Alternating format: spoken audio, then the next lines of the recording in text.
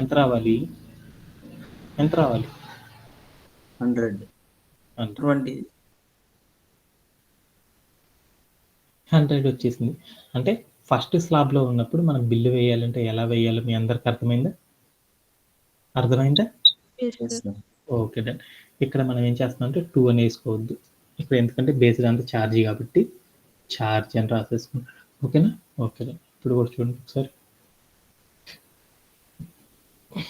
ఓకేనా? 100 అని వచ్చేసింది. ఓకేనా? Okay done. ఇప్పుడు నేను రెండో స్లాబ్లోకి వెళ్తున్నాను. రెండో స్లాబ్ ఏంది? రెండో స్లాబ్లో కండిషన్ మనం రాయాలనుకున్నప్పుడు ఏం చేస్తాం? ఏ లీఫ్ అని పెట్టేశాను. యూనిట్ స్లాబ్ ఎక్కడి నుండి ఉంది? ఎక్కడి లోపు ఉండాలి నాకు? ఎక్కడి నుండి ఉండాలి? ఎక్కడి లోపు ఉండాలి? 51 to 51 నుండి 150 వరకు ఉండాలంటే ఎలా రాయాలి? ఒక కండిషన్ రాయాలంటే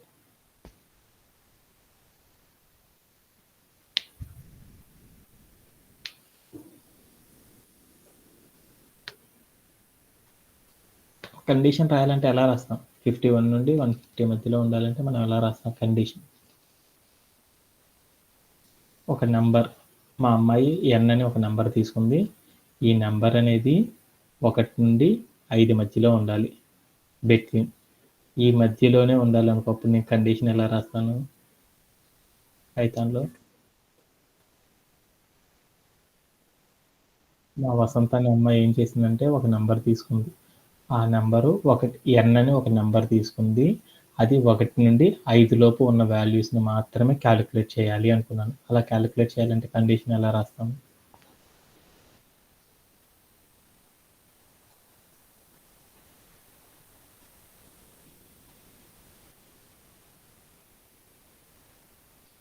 ఇలా రాయొచ్చు కదా, ఎన్ గ్రేటర్ దాన్ 1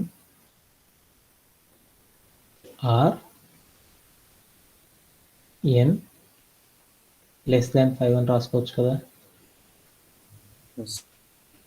ఇలా రాసుకోవచ్చా? అలానే మనం పైథాన్లో ఇంకొక షార్ట్ కట్ కూడా రాసుకోవచ్చు అన్నమాట. ఏం రాసామంటే పైన కండిషన్ ఏం రాశాను? 50 కంటే తక్కువ ఉంటే అది చూస్తుంది. ఎప్పుడు 50 తర్వాత ఉంటే ఈ కండిషన్ ఎగ్జిక్యూట్ అవ్వదు కదా. అందుకోసం ఇక్కడికి వెళ్ళి నేను ఏం చేశానంటే less than or equal to 150 అని పెట్టాను. అంటే దీని మీనింగ్ ఏంటంటే దీంట్లోకి వెళ్ళి కండిషన్ ఒకసారి చూద్దాం. ఏంటిది దీని యొక్క మీనింగ్ ఏంది? Unit less than or equal to 50 అంటే దాని మీనింగ్ ఏంది? యూనిట్ ఎంటర్ చేసిన ఇన్పుట్ 50 కంటే తక్కువ ఉండాలి. అప్పుడు మాత్రమే ఆ కండిషన్ ఎగ్జిక్యూట్ అయింది. దీని మీనింగ్ ఏంది? యూనిట్స్ 150 కంటే 150 బిలో ఉంటే అప్పుడు మనకి ఎగ్జిక్యూట్ అయింది. సపోజ్ దట్ నా దగ్గర ఒక 100 ఉంది అనుకున్నాను. రెండిట్లో ఏ కండిషన్ ఎగ్జిక్యూట్ అయింది? నా యూనిట్స్ 100 అనుకున్నాను. అప్పుడు ఏ కండిషన్ ఎగ్జిక్యూట్ అయింది? లీఫ్ కండిషన్ ఎగ్జిక్యూట్ అయితే సార్. Leaf condition. నా యూనిట్స్ అనేవి 49 ఉన్నాయి. అప్పుడు ఏ కండిషన్ ఎగ్జిక్యూట్ అయింది? First condition. Okay okay. ఇప్పుడు నేను ఇక్కడికి వెళ్ళి రాస్తాను. ఛార్జ్ కూడా తీసుకోవాలి కదా, అందుకని ఛార్జ్ ఈజ్ ఈక్వల్ టు ఇక్కడ స్టేట్లో ఉన్నప్పుడు ఛార్జ్ అంటే ఎంత అవుతుంది? ఒక యూనిట్కి ఛార్జ్ ఎంత అవ్వాలి? 3 రూపీస్. ఎంత? 3 రూపీస్. ఇక్కడ రాసుకున్నాను కాబట్టి నీట్గా చూసేస్తాను. ఎంత? 3 అని పెట్టుకున్నాను. ఇప్పుడు బిల్లు కట్టాలి కదా. బిల్ చేయాలంటే నాకు సింటాక్స్ ఏంటిది చూద్దాం. సపోజ్ దట్ నా దగ్గర 70 యూనిట్లు ఉన్నాయి అనుకున్నాను. 70 యూనిట్లు బిల్లు కట్టాలంటే ఎలా కడతాను? 50 వరకు 2 రూపీస్, పైన 20కి 3 రూపీస్. Okay done. అంటే సెకండ్ స్లాబ్లో ఉన్నామంటే ఫస్ట్ స్లాబ్లో ఉన్న యూనిట్స్ అన్నిటిని మల్టిప్లై చేయాలి. Okay done. అంటే అప్పుడు నేను ఏం రాసుకుంటానంటే ఫస్ట్ స్లాబ్ ఎంత ఉంది? 2 ఇంటూ 50 అంతేనా? ఏంది 50 యూనిట్స్ని 2 రూపీస్తో మల్టిప్లై చేయాలి. అదంతా అయిపోయినాక ప్లస్ తర్వాత ఏం చేయాలి? మన స్లాబ్ ఎంత? 3 రూపీస్ కదా. 3 రూపీస్ని మనం మల్టిప్లై చేయాలి. ఎన్ని యూనిట్స్ని మల్టిప్లై చేయాలి? మన దగ్గర మిగిలిపోయిన యూనిట్స్ ఉన్నాయి చూడు, ఆ యూనిట్స్లో నుండి మనం ఏం చేయాలి అంటే ఎన్ని తీసేస్తే వస్తాయి అంటే నాకు 50 తీసేసాను. అంటే ఫస్ట్ స్లాబ్లో ఉన్న యూనిట్స్ కనుక తీసేసానుకో అప్పుడు నాకేమైంది అంటే నా యొక్క యూనిట్స్ వచ్చేస్తాయి. కావాలంటే ఈ కండిషన్ ఒకసారి చెక్ చేసుకుందాము. ఒకసారి చెక్ చేసుకుందాము ఈ కండిషన్ ప్రాపర్గా ఉందో లేదో. ఈ కండిషన్ ప్రకారం నా కోడ్ కరెక్ట్గా ఉందో లేదో చూద్దాం అనుకున్నాను. అంటే ఏంటిది అంటే ఒకసారి చూసుకున్నాను.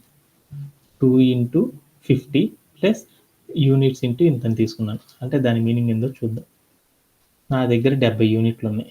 70 యూనిట్లు నేను ఏం చేశాను, 70 యూనిట్లు 50 × 2 20 × 3 చేసుకుంటే సరిపోద్ది. 50 × 2 ఫస్ట్ కరెక్ట్గానే ఉంది. సెకండ్ ఫార్ములా ఏందో చూద్దామా. యూనిట్లో నుండి 50 తీసేసాను. యూనిట్లో నుండి 50 తీసాను. నా యొక్క టోటల్ యూనిట్స్ ఎన్ని 70. 70లో నుండి 50 తీసేసాను. అప్పుడు ఎంత అయింది నాకు 20 అయినా వచ్చేసింది. సెకండ్ స్లాబ్లో కనుక నేను వెళ్ళాలి అంటే అప్పుడు కండిషన్ ఏం రాయాలంటే ఇలా రాయాలన్నమాట. ఇలా ఎలా రాయాలి అంటే టోటల్ యూనిట్స్ నుండి ఆ స్లాబ్లో మనం ఏ నెంబర్తో తీసేయాలనే టెక్నిక్ అనేది వాడాలి. ఆ టెక్నిక్ ఏంటంటే ప్రీవియస్ స్లాబ్లో మనం ఎన్నైతే యూనిట్స్ తీసేసామో అన్ని యూనిట్స్ ఏం చేస్తామంటే మైనస్ కనుక చేసేసాం అనుకో అప్పుడు ఏమైందంటే అది దాని యొక్క రేంజ్ అనేది ఎక్కడ ఉంది అని తెలిసిద్దంటే సెకండ్ రేంజ్లో ఉంది అని చెప్తారనమాట. ఓకేనా? ఓకే. అలా కాకుండా ఇక్కడికి తీసుకెళ్ళి నేను యూనిట్ అని ఇచ్చాను అనుకో అప్పుడు ఎన్ని అవుతాయి, ఇక్కడ 150 తీసుకున్నాను అనుకో 150 యూనిట్స్తో మల్టిప్లై అయిపోయింది. అందుకని ఎలిఫ్ కండిషన్ రాసేటప్పుడు సెకండ్ స్లాబ్లో ఉన్న అమౌంట్ని కనుక మనం మల్టిప్లై చేయాలంటే ఏం చేయాలంటే అక్కడ ఉన్న టోటల్ యూనిట్స్ నుండి ఫస్ట్ స్లాబ్లో ఉన్న యూనిట్స్ని తీసేస్తే మనకు సరిపోతుంది అనమాట.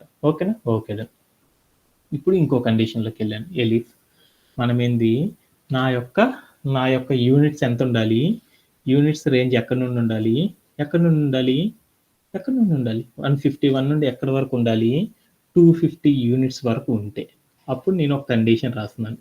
ఛార్జ్ అంటే ఎంత తీసుకోమన్నాడు, charge is always equals to ఎంత తీసుకోమన్నాడు 5 అని తీసుకోమన్నాడు. 5 అని తీసుకోమన్నాడు, తీసేసుకున్నాను. తర్వాత బిల్లు తీసుకుందాం అనుకున్నాను. బిల్ ఈజ్ ఈక్వల్ టు ఎంత తీసుకోవాలి బిల్లు, ఫస్ట్ మొదటి యూనిట్స్ నేను ఎంతతో మల్టిప్లై చేయాలి 2 × మొదటి దాంట్లో చేసేటప్పుడు ఏం చేయాలి, థర్డ్ స్లాబ్కి వెళ్ళాలంటే ఏం చేయాలి ఫస్ట్ 50 యూనిట్స్ని 2తో మల్టిప్లై చేయాలి. Okay done. తర్వాత మనం ఏం చేయాలి, తర్వాత స్లాబ్లో ఎన్ని ఉన్నాయి 51 నుండి 150 వరకు అంటే 100 ఉన్నాయి. తర్వాత స్లాబ్లో ఉన్న ఎలిమెంట్స్ని ఎంతతో మల్టిప్లై చేయాలి 3 × ఏం చేయాలి 100 యూనిట్స్తో మల్టిప్లై చేయాలి. ప్లస్ తర్వాత అప్పుడు థర్డ్ స్లాబ్లోకి వెళ్ళాలి. థర్డ్ స్లాబ్కి వెళ్ళేటప్పుడు మనం ఏం చేయాలి, ఆ స్లాబ్లో ఉన్న వాటన్నిటిని కూడా ఏం చేయాలి 5తో మల్టిప్లై చేయాలి. 5 × ఏం చేయాలి బ్రాకెట్ దాంట్లో ఉన్న యూనిట్స్ మైనస్ ఏం చేయాలి total first slab second slab మొత్తం కలిపినంత 150 అని పెట్టేసి అప్పుడు అయిపోయింది. ఓకేనా? ఓకే. ఆ తర్వాత నేనేం చేస్తున్నా అంటే లాస్ట్ స్లాబ్లోకి వెళ్ళాను. లాస్ట్ స్లాబ్ ఏంది ఎలిఫ్, ఫోర్త్ స్లాబ్లోకి వెళ్ళాను. అప్పుడు నా కండిషన్ ఏంది, యూనిట్ అనేది ఎంతలో ఉండాలి 251 అంటే ఆల్రెడీ అక్కడ 250 ఈక్వల్ అని చెప్పాం కదా 250 అయిపోయింది. అంటే అప్పుడు ఏమైందంటే 250 కంటే ఎక్కువ ఉన్నప్పుడు ఈ కండిషన్ రాస్తున్నాను. ఓకేనా? ఓకే. అప్పుడు నాకేం కావాలి, ఛార్జ్ ఈక్వల్ టు ఎంతని తీసుకోవాలి, ఛార్జ్ ఈజ్ ఈక్వల్ టు ఎంత నాన్న, ఛార్జ్ అంటే ఎంత 8 రూపీస్. 8 అనేది ఇక్కడ తీసేసుకోవాలి. తీసేసుకొని ఇప్పుడు నేనేం చేయాలి బిల్లు కొట్టాలి కదా, బిల్ ఈజ్ ఈక్వల్ టు ఏం చేయాలి ఫోర్త్ స్లాబ్లోకి వచ్చేటప్పుడు మనం ఏం చేయాలి ఫస్ట్ స్లాబ్లో ఎన్నైతే యూనిట్స్ ఉన్నాయో వాటి యొక్క ఛార్జెస్ అంతా ఇవ్వాలి. తర్వాత మనం ఏం చేయాలి సెకండ్ స్లాబ్ను కంప్లీట్ చేయాలి. సెకండ్ స్లాబ్లో ఏం చేయాలి 3 × 100 కాబట్టి ఆ స్లాబ్లో ఉన్న యూనిట్స్ అన్ని ఇచ్చేసాను. ప్లస్ తర్వాత థర్డ్ స్లాబ్లోకి వెళ్ళాను. థర్డ్ స్లాబ్లో కూడా ఎన్ని 5 × టోటల్ యూనిట్స్ ఎన్ని 100 ఇచ్చేసాను. ప్లస్ లాస్ట్ స్లాబ్లోకి వెళ్తున్నాను. లాస్ట్ స్లాబ్లోకి వెళ్ళాలంటే ఏం చేయాలి, ఆ స్లాబ్ నెంబర్ ఎంత 8 × ఏం చేయాలి యూనిట్. ఆ స్లాబ్లో ఉన్న యూనిట్స్ని కనుక చెక్ చేయాలంటే యూనిట్ మైనస్ ఎంతతో లాస్ట్ చేయాలి, మనము ఎంతతో లాస్ట్ చేయాలి 250తో లాస్ట్ చేయాలి. ఇప్పుడు నాకేమైందంటే ప్రతి స్లాబ్లో కూడా నేను అరేంజ్ చేయాలంటే కండిషన్ ఎలా చేస్తారంటే ఇలా మేకింగ్ అనేది చేస్తారన్నమాట. దీంట్లో anybody have any doubts? No. Just one second. I have less charging.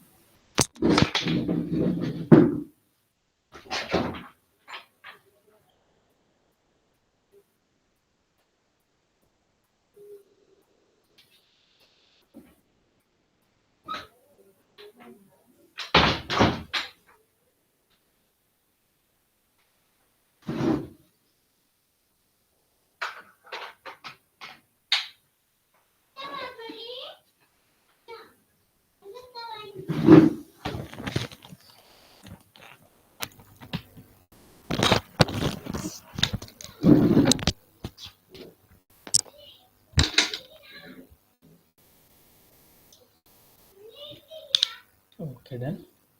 ఇక్కడ anybody have any doubts? No sir.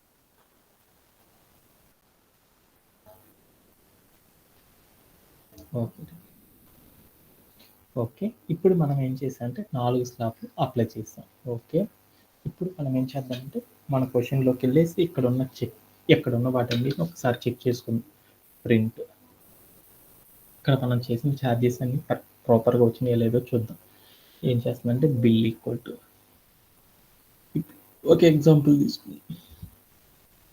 ఇప్పుడు ఎగ్జాంపుల్ ఈస్ 300 యూనిట్స్ అనుకుందాం.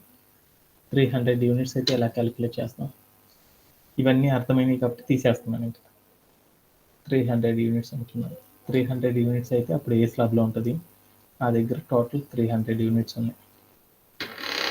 300 యూనిట్స్ని మనం హౌ టు క్యాలిక్యులేట్ అని, అప్పుడు మనం ఏం చేయాలి? ఈ 300లో మొదటి 50ని ఏం చేయాలి? నా దగ్గర టోటల్ నేను ఎన్ని కాల్చుకున్నా అంటే 300 యూనిట్స్ కాల్చుకున్నాను. అప్పుడు ఏం చేయాలి? మొదటి 50 యూనిట్స్ని నేనేం చేయాలి? 2 రూపీస్తో నేను మల్టిప్లై చేసుకోవాలి. ఓకే, తర్వాత ఏమవుతుంది? తర్వాత 300 అనేది 4th స్లాబ్లో ఉంది. 2nd స్లాబ్లో ఏం చేయాలి? తర్వాత 100 యూనిట్స్ని నేనేం చేయాలి? 3 రూపీస్తో మల్టిప్లై చేసుకోవాలి. తర్వాత నేనేం చేయాలి?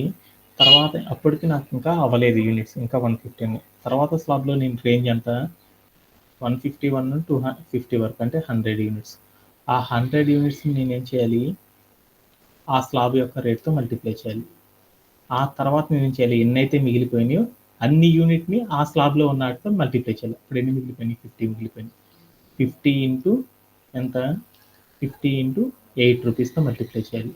అంటే మనం స్లాబ్లో మనం తీసుకున్న యూనిట్స్ని స్లాబ్లో అప్లై చేసేటప్పుడు మనం ఏం చేయాలంటే ఇలా అప్లై చేసుకోవాలి. 300 తీసుకొని 300 ఇంటూ ప్రతి యూనిట్ని 8 రూపీస్తో మనం మల్టిప్లై చేయకూడదు అనమాట. దిట్ ఈస్ నాట్ గుడ్ అనమాట. ఎలక్ట్రిసిటీ బిల్ చేసేటప్పుడు మనం ఇలా డైరెక్ట్గా అక్కడ ఉన్న యూనిట్స్ అన్నిటిని కూడా ఆ నెంబర్తో ఎప్పుడు కూడా మల్టిప్లై చేయకూడదు. ఎప్పుడు కూడా ఎలా మల్టిప్లై చేయాలి అంటే దాంట్లో స్లాబ్ వైజ్గా మన దగ్గర ఎంతైతే కాల్చుకున్నామో ఆ యూనిట్స్ని మొత్తాన్ని కూడా మనం ఏం చేయాలి? 1 by 1 ఫస్ట్ స్లాబ్లో ఎన్ని యూనిట్స్ అయితే ఉన్నాయో దాన్ని బట్టి మాత్రం మనం ఏం చేయాలి? మల్టిప్లై చేయాలి. తర్వాత మిగిలిపోయిన ఎక్సెస్ ఆఫ్ యూనిట్స్ని ఏం చేయాలి? ఆ నెక్స్ట్ స్లాబ్లో ఉన్న ఛార్జ్తో మనం చేసేయాలి, రేంజ్తో. ఆ తర్వాత ఇంకా మిగిలిపోయినాయి ఇంకా ఎక్సెస్గా వాటిని ఏం చేయాలి? ఆ తర్వాత వచ్చే స్లాబ్లో ఉన్న వాటితో మల్టిప్లై చేయాలన్నమాట. ఇంకా ఎక్కువగా ఉన్నాయనుకో ఆ తర్వాత వచ్చే స్లాబ్, ఇంకా ఎక్కువ ఉంటే ఆ తర్వాత వచ్చే స్లాబ్ యొక్క రేట్స్తో మనం ఏం చేయాలంటే వాటన్నిటిని కూడా ఏం చేయాలంటే ఇలా తీసుకుంటా ఇంక్రీజింగ్ ద వేలో తీసుకున్నప్పుడు మాత్రం మనకి ఏమైందంటే ఎలక్ట్రిసిటీ బిల్ అనేది కంప్లీట్ అయిపోయింది అనమాట. ఇలా చేయడంలో ఎవరికైనా సరే డౌట్ ఉందా? డౌట్ లేదు కదా? ఇప్పుడు మనం ఎంత ఉన్నాయి టోటల్ వాల్యూస్ చూద్దాం. 52 are 100, 103 are 300, 105 are 500, 58 are 400. అంతేనా? ఓకే, టోటల్ కలిపి ఎంత? 1300. ఓకే, మన బిల్ అంత వస్తుందో లేదో చూద్దాం ఒకసారి.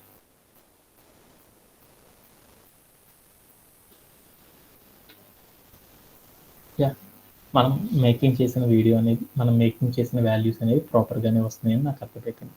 ఇలా చేయడంలో ఎవరికి డౌట్ లేదు కదా? ఓకే, ఇప్పుడు సర్ఛార్జెస్ చూద్దాం. మనం ఏం చేయమన్నాడు? సర్ఛార్జ్ చూడమన్నాడు.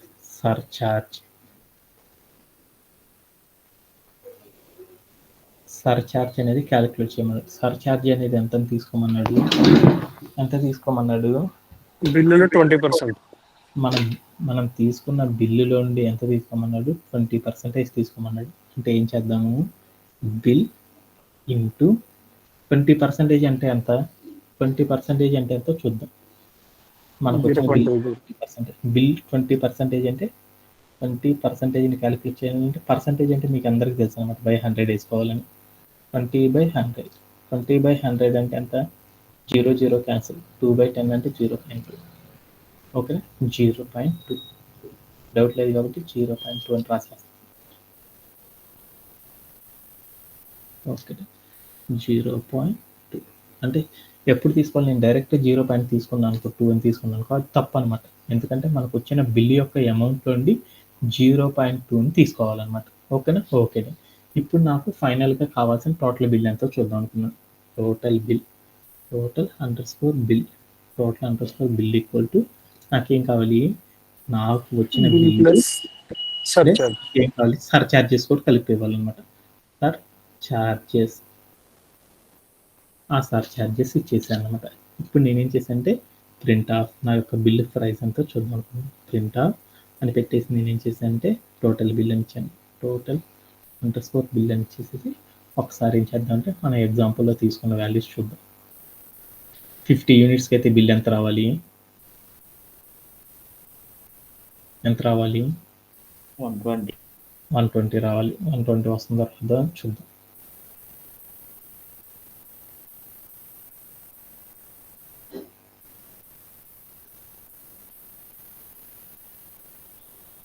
వచ్చిందా, 120 రూపీస్ వచ్చేసిందా. అంటే మనం రాసిన బిల్ అనేది ప్రాపర్గా ఎగ్జిక్యూట్ అవుతుంది అనుకున్నాం. రెండో ఎగ్జాంపుల్ కూడా చూద్దాం. ఉంది కాబట్టి 200 యూనిట్స్కి 780 రావాలి. 200 యూనిట్స్ తీసుకున్నాం, ఎంత రావాలి, 780 వచ్చేసింది. అంటే సో ఫైనల్లీ నాకు ఏమర్థమైందంటే నేను చేసిన టాస్క్ అనేది ప్రాపర్గా సక్సెస్ అయిందని నాకు అర్థమైంది. అంటే ఒక ఎలక్ట్రిసిటీ బిల్ని కనుక మనం ఫైండ్ అవుట్ చేయాలంటే ఎలా ఫైండ్ అవుట్ చేస్తామంటే ఈ టైప్ ఆఫ్ వేని యూజ్ చేసి మనం ఏం చేస్తామంటే ఎలక్ట్రిసిటీ బిల్ని మనం సాల్వ్ చేయడం అనేది చేస్తాం అనమాట, పైథాన్ అనే programming language. Anybody have any doubts? Sir, okay, is it okay? Okay, అలా మనం ఏం చేద్దామంటే మరొక కాన్సెప్ట్ తీసుకొని ఈరోజు సెషన్ని ఎండ్ చేసింది. ఓకే,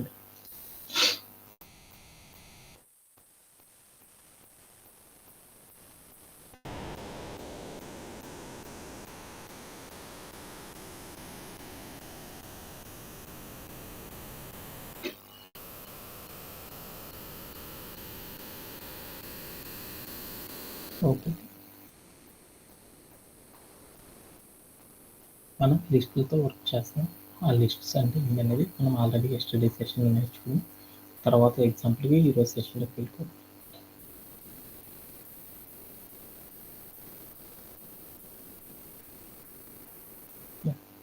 ఆఫ్టర్ నేను లాస్ట్ సెషన్లో నేర్చుకున్న తర్వాత అనదర్ కాన్సెప్ట్లోకి వెళ్ళిపోతాం.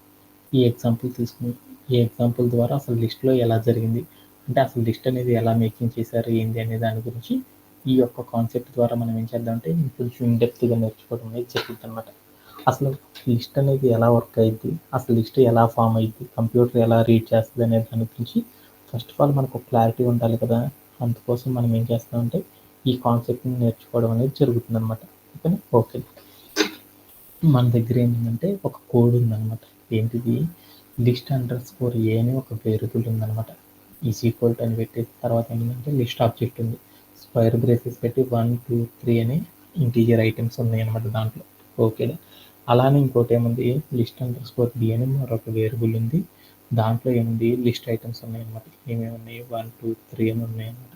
తర్వాత ఏం చెప్పాడంటే ప్రింట్ ఆఫ్ ఐడి లిస్ట్_a అని ఒకటి ఇచ్చాడు. తర్వాత ప్రింట్ ఆఫ్ ఐడి లిస్ట్_b అని ఇచ్చాడు. What is the output. ఇలా కోడ్ కనుక ఉంటే ఆ రెండింటికి వచ్చే వాల్యూస్ అనేవి సిమిలర్గా ఉంటాయా ఉండవా?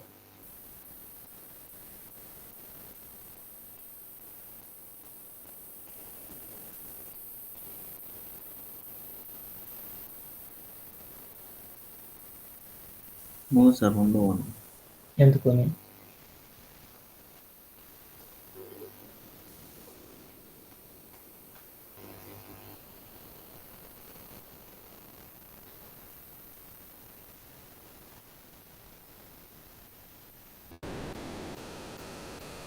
ఎందుకంటే ఈ కాన్సెప్ట్ మీకు వస్తేనే తర్వాత వాటికి వెళ్ళచ్చు.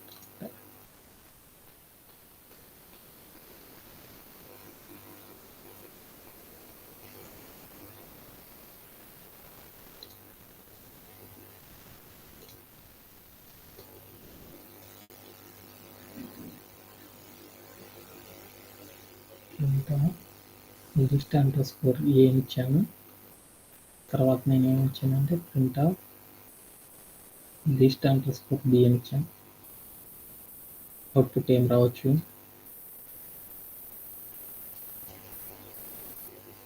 1 2 3 1 2 3 అని వచ్చింది. ఐడి పెట్టాను, అప్పుడు ఏమవుతుంది, డిఫరెంట్ వస్తుంది. వై అనే Different దాని గురించి ఇప్పుడు చూద్దాం. సో లైక్ నా ఎగ్జాంపుల్ ఏందో చూసుకున్నాం. అంటే నా దగ్గర ఒక కోడ్ ఉంది, లిస్ట్ అండర్ స్కోర్ ఏ అని ఒక వేరియబుల్ ఉంది, దాంట్లో సమ్ లిస్ట్ ఐటమ్స్ ఉన్నాయి. లిస్ట్ అండర్ స్కోర్ బి అని ఒక కోడ్ ఉంది, దాంట్లో సమ్ లిస్ట్ ఐటమ్స్ ఉన్నాయి అనమాట. ఆ తర్వాత నేను ఏం చేశానంటే ఆ 2 లిస్ట్ ఐటమ్స్ ఏంటి అంటే లిస్ట్ ఆబ్జెక్ట్స్ అంటారు కదా రైట్ సైడ్ ఉన్నట్టు. లిస్ట్ ఆబ్జెక్ట్స్ 2 కూడా ఏంటంటే సిమిలర్గా ఉన్నాయి, బట్ నేను తీసుకున్న ఏంటిదంటే వేరియబుల్స్ డిఫరెంట్గా ఉన్నాయి. ఆ రెండింటి యొక్క ఐడీస్ 2 కూడా సేమ్గా ఉంటాయా లేదని చూద్దాం అనుకున్నాను. అలా చూస్తే నాకు ఆ 2 కూడా సిమిలర్గా లేవంట. ఎందుకు అలా లేవు అని మా అమ్మాయి చెప్పిందంటే దాన్ని ఎక్స్ప్లెనేషన్ వింటున్నాను అనమాట. ఏంటిది అంటే ఫస్ట్ లైన్ చూద్దాం. ఫస్ట్ లైన్ ఏమనుంది, list under score a equal to square braces of ఏముంది, స్క్వేర్ బ్రేస్ ఆఫ్ 1 2 3 అని ఉంది. అంటే దాని యొక్క మీనింగ్ ఏందో చూద్దాం. అంటే దాని మీనింగ్ ఏంటి, ఎప్పుడైనా సరే ఒక లిస్ట్ కనుక క్రియేట్ అయ్యేటప్పుడు ఎలా క్రియేట్ అయ్యిద్దని చెప్పాను, ఒక లిస్ట్లో ఉన్న వాల్యూ తీసుకుందాం. లిస్ట్లో ఉన్న వాల్యూ ఏంటి, లిస్ట్లో ఉన్న వాల్యూ ఏంటి, స్క్వేర్ బ్రేసెస్ ఆఫ్ ఏంటిది 1 2 3 అని ఉన్నాయి అనమాట. Okay done.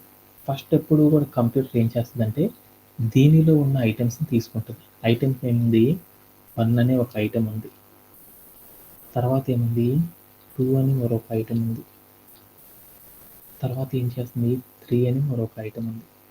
ఇది క్రియేట్ అయ్యేటప్పుడు కంప్యూటర్ ఎలా క్రియేట్ చేసిందంటే ఫస్ట్ మనం తీసుకున్న లిస్టు లోపల ఏ ఐటమ్స్ అయితే ఉన్నాయో ఆ ఐటమ్స్ మొత్తాన్ని కూడా ఏం చేస్తుందంటే ఇండివిజువల్గా తీసుకుంటుంది అనమాట.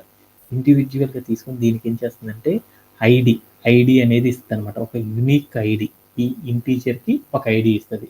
అలానే తర్వాత ఉన్న ఐటెంకి ఏం చేస్తుందంటే ఒక ఐడిని ఇస్తుంది. ఆ తర్వాత ఉన్న ఐటెంకి ఏం చేస్తుందంటే మరొక ఐడిని ఇస్తుంది అనమాట. ఓకే, కంప్యూటర్ అనేది ఏం చేస్తుందంటే మనం ఒక లిస్ట్ కనుక తీసుకుంటే క్రియేట్ చేస్తే ఆ లిస్టులో ఏవైతే ఐటమ్స్ ఉన్నాయో ఆ ఐటమ్స్ అన్నిటికి కూడా కంప్యూటర్ ఏం చేస్తుందంటే యూనిక్గా ఒక్కొక్క దానికి ఏం చేస్తుందంటే ఒక్కొక్క ఐడిని ఇవ్వడం అనేది చేస్తుంది అనమాట. ఓకే, ఇది బాగా అర్థమైపోయింది.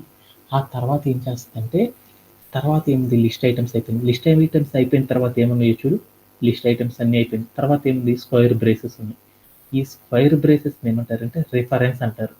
అంటే ఇప్పుడు ఏం చేస్తుందంటే ఈ లిస్ట్ ఐటమ్స్ అన్నీ కూడా ఏం చేస్తుందంటే కంప్యూటర్ ఒక రిఫరెన్స్గా ఒక లిస్ట్ని తీసుకుంటుంది అనమాట. రిఫరెన్స్గా ఏం చేస్తుందంటే ఒక లిస్ట్ని తీసుకుంటుంది అనమాట. ఆ లిస్ట్ని దీన్ని రెఫరెన్స్ అంటారు అనమాట. రెఫరెన్స్ అంటే దాని ఆధారంగా అంటాం కదా.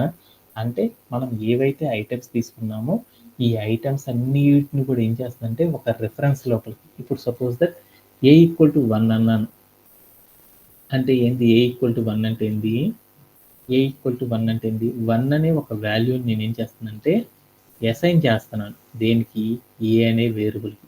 అంటే ఏంటిది దాని మీనింగు, 1 అనే ఒక వాల్యూని దాచుకోవడానికి నేను ఏం చేశానంటే ఒక ఒక ఎలిమెంట్ని క్రియేట్ చేసి దాంట్లో దాచుకున్నాను. నా దగ్గర ఒక 1,00,000 రూపాయలు ఉన్నాయి. ఆ 1,00,000 రూపాయలు నా దగ్గర ఉన్నాయి అనుకో, మా సతీష్ గారు కొట్టేస్తాడు. అందుకని నేను ఏం చేశానంటే తీసుకెళ్ళి బ్యాంక్లో దాచుకోవాలనుకున్నాను. దాచుకోవాలంటే ఏం చేస్తాను, ఒక సపరేట్ లాకర్ తీసుకొని ఆ లాకర్లో డబ్బులు పెట్టుకొని తాళం వేసి దాచి పెట్టుకుంటాను కదా. అలానే అలా పెట్టుకునే దాన్ని ఏమంటారంటే రెఫరెన్స్ అని పిలుస్తారు.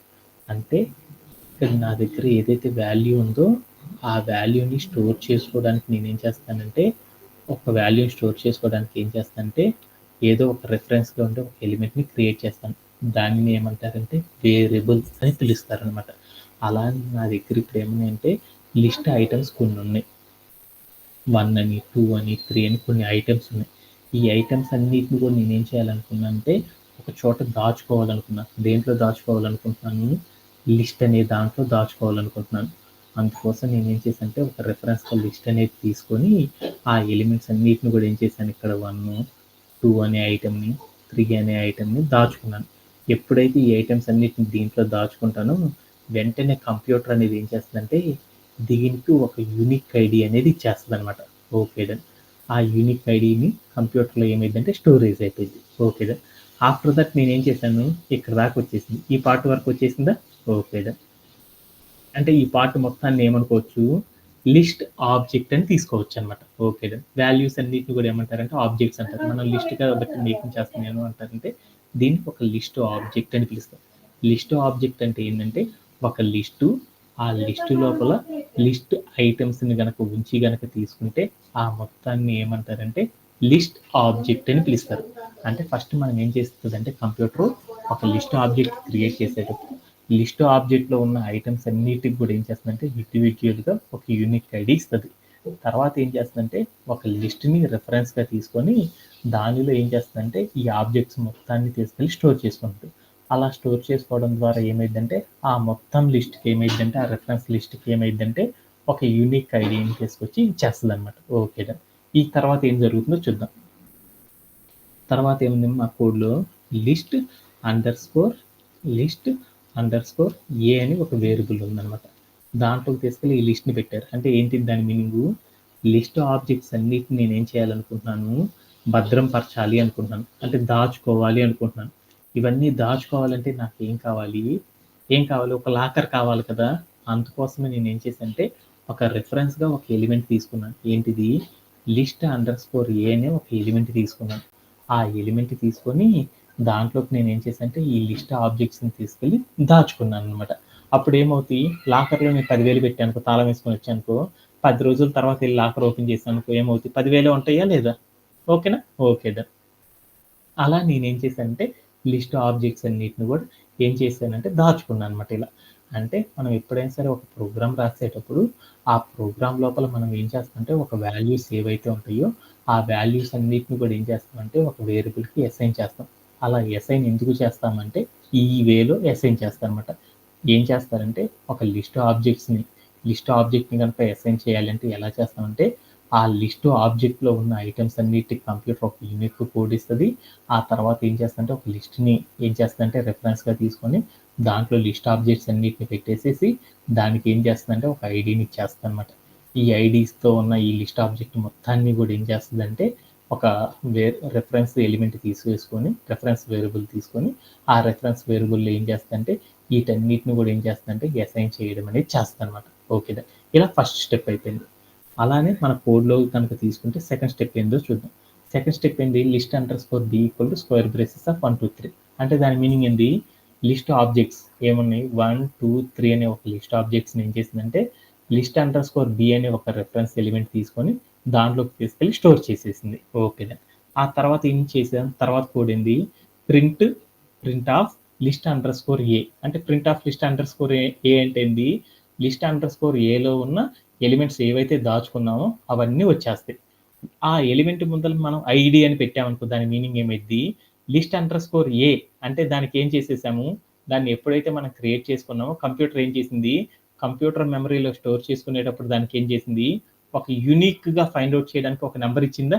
ఆ నెంబర్ ఆధారంగా మనం ఏం చేస్తాము, కంప్యూటర్లో మనం స్టోర్ చేసుకున్న ఫైల్ అనేది ఎక్కడ ఉందో చెప్పింది. అలానే ఇప్పుడు నేను ఏం చేసాను, లిస్ట్ అండర్ స్కోర్ ఏ అని చెప్పాను కాబట్టి ఏమైంది, లిస్ట్ అండర్ స్కోర్ ఏ అనే వేరియబుల్లో నేను లిస్ట్ ఆబ్జెక్ట్స్ కొన్ని దాచిపెట్టాను.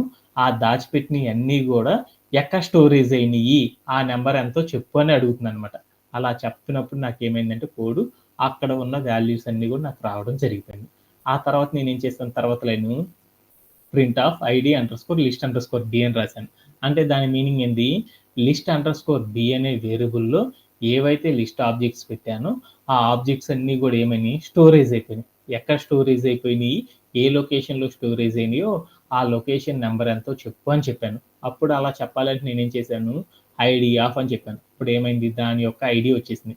మనం స్టోర్ చేసిన వాల్యూస్ రెండు సేమే, బట్ మనం స్టోర్ చేసిన డివైజెస్ వేరుగా ఉన్నాయి కదా.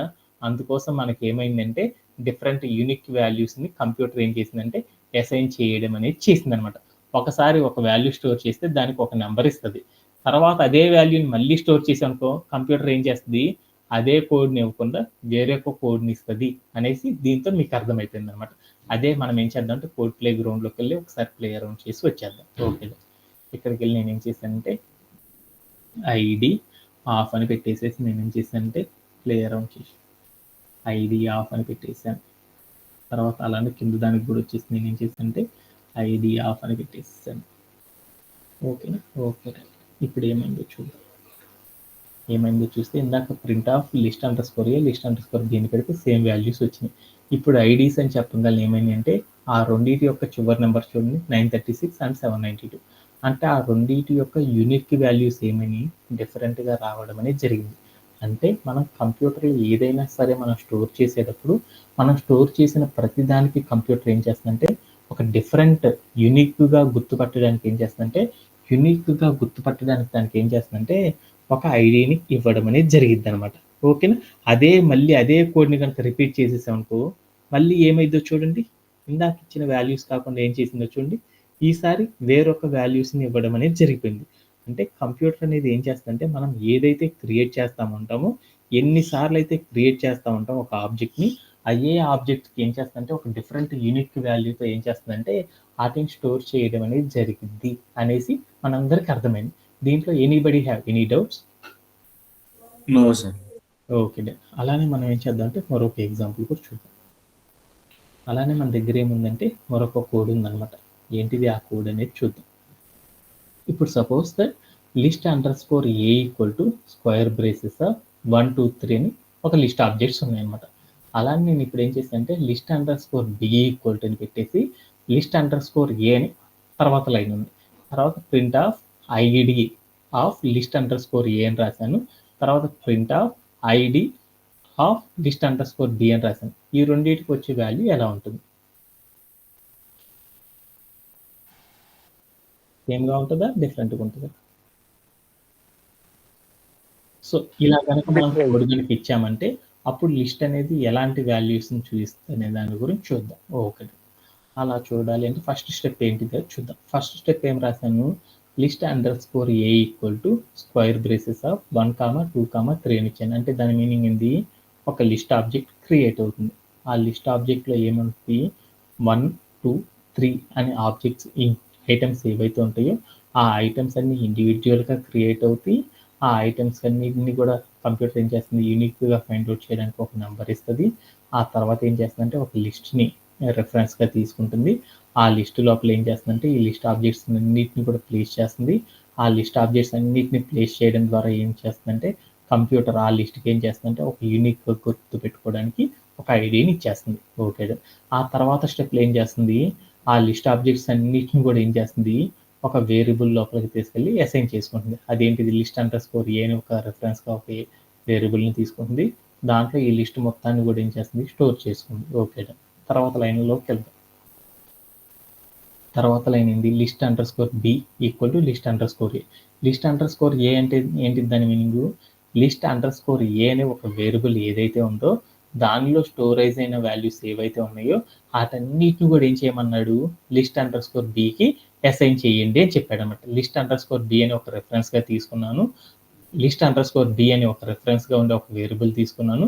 దానిలో ఏం దాచుకున్నానంటే list under score a, list under score ఏలో ఉన్న వేరియబుల్ ఏదైతే ఉందో దాన్ని మొత్తాన్ని దాచేసుకున్నాను అనమాట. ఓకే, ఆ తర్వాత నేనేం చేశాను, ప్రింట్ ఆఫ్ ఐడి ఆఫ్ తర్వాత లైన్ ఆఫ్ కోడ్ ఏందో చూద్దాం.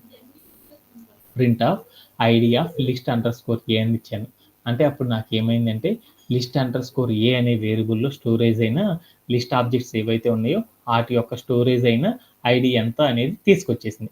తర్వాత నేను ఏం చేశాను, print of ID of list under score B అని చెప్పాను. అంటే అప్పుడు ఏమైంది, లిస్ట్ అండర్ స్కోర్ బిలో స్టోరేజ్ అయిన ఏవైతే స్టోరేజ్ చేశానో ఆ వేరియబుల్ లోపల ఆ స్టోరేజ్ చేసిన లిస్ట్ ఆబ్జెక్ట్స్ ఏవైతే ఉన్నాయో ఆ ఆబ్జెక్ట్స్ యొక్క ఐడి నెంబర్ చెప్పేసింది. ఆ రెండు ఐడి నెంబర్స్ చెప్పేస్తే రెండు ఎలా ఉన్నాయి అంటే సిమిలర్గా ఉన్నాయి. అంటే మనం లిస్టులు రెండు కూడా విడివిడిగా తీసుకుంటే డిఫరెంట్ వాల్యూస్ వస్తున్నాయి. అలా కాకుండా ఒక లిస్టు ఆబ్జెక్ట్లో ఉన్న వేరియబుల్స్ అన్నిటిని కూడా ఇంకొక వేరియబుల్కి కనుక అసైన్ చేసామనుకో అప్పుడు నాకు ఏమవుతుందంటే అవుట్పుట్ రెండు వాల్యూస్ కూడా సిమిలర్గా రావడం అనేది జరిగిందంట. ఒక్కసారి ఏం చేద్దామంటే ఇది కోడ్ ప్లే గ్రౌండ్లోకి వెళ్ళి ఒకసారి ప్లే అరౌండ్ చేసి చెక్ చేసుకొని వచ్చేద్దాం. ఓకే. ఇప్పుడు నేనేం చేశానంటే ఇక్కడికి వెళ్ళి నేనేం చేశానంటే లిస్ట్ అండర్స్కోర్ ఏ అని ఇచ్చేసాను. అంటే దాని మీనింగ్ ఏం చేశానంటే ఒక లిస్ట్ తీసుకున్నాను. ఆ లిస్టులో కొన్ని డిఫరెంట్‌గా ఉండే కొన్ని వాల్యూస్‌ని తీసుకున్నాను. ఆ తర్వాత మరొక వేరియబుల్ తీసుకొని ఆ వేరియబుల్‌లో నేనేం చేశానంటే మొదటి లిస్ట్‌లో తీసుకున్న వాల్యూస్ ఏవైతే ఉంటాయో ఆ వాల్యూస్‌ని నేనేం చేశానంటే దాంట్లో ఉంచేసాను. తర్వాత వెళ్ళి నేనేం చేశానంటే ప్లే అరౌండ్ చేసి చూసాను. ఆ ప్లే అరౌండ్ చేసి చూస్తే అప్పుడు నాకేమైందంటే వాటి యొక్క ఐడీస్ 2 కూడా ఏమైనాయంటే సిమిలర్‌గా వచ్చేసినాయి. అంటే 2 సిమిలర్ లిస్టులు తీసుకొని 2 డిఫరెంట్ వేరియబుల్‌లో తీసుకొని వాటి యొక్క ఐడీస్ చెక్ చేసినప్పుడు నాకేమైనాయంటే డిఫరెంట్ వాల్యూస్ రావడం అనేది జరిగింది. అలా కాకుండా ఒక లిస్ట్ ఆబ్జెక్ట్ ఒక్కటే తీసుకొని ఒక లిస్టే తీసుకొని ఆ లిస్ట్‌లో ఉన్న వేరియబుల్ ఏదైతే ఉందో వేరొక వేరియబుల్‌కి అసైన్ చేసి వాటి యొక్క ఐడీస్ కనుక మనం ఏం చేసామంటే చెక్ చేసేసాం అనుకో అప్పుడు ఏమైనాయి అంటే మనకి ఆ వాల్యూస్ అన్నీ కూడా ఎలా కనపడ్డాయి? దే ఆర్ ఇన్ సిమిలర్ వేలో చూపించడం అనేది జరిగిపోయింది అనమాట. దీంట్లో anybody have any doubts? No no sir. Sir. ఓకేనా? Okay then. ఏందంటే ఇవన్నీ కూడా ఏమవుతుందంటే ఒక లిస్ట్ అనేది ఎలా మోడిఫై అవుతుంది, ఎలా చేంజ్ అవుతుంది అనే దాని గురించి జస్ట్ తెలిస్తే చాలన్నమాట. ఎందుకంటే మనం చేసే చేంజెస్ అన్నీ కూడా ఏమవుతాయంటే జస్ట్ ఫర్ ఏం చేస్తామంటే కాన్సెప్ట్ కాడ అవి ఎలా చేంజ్ అవుతుంది అనేది తెలుసుకోగలిగితే ఆటోమేటిక్‌గా మనం ఏం చేయగలమంటే ఈ లిస్ట్‌తో మనం నంబర్ ఆఫ్ ప్రాబ్లమ్స్ ఏం చేయొచ్చు అంటే పైథాన్ ప్రోగ్రామింగ్స్ క్రియేట్ అనేది చేయొచ్చు అన్నమాట. That's it for today session. Anybody have any doubts? No sir. Thank you very much and have a great day and bye bye.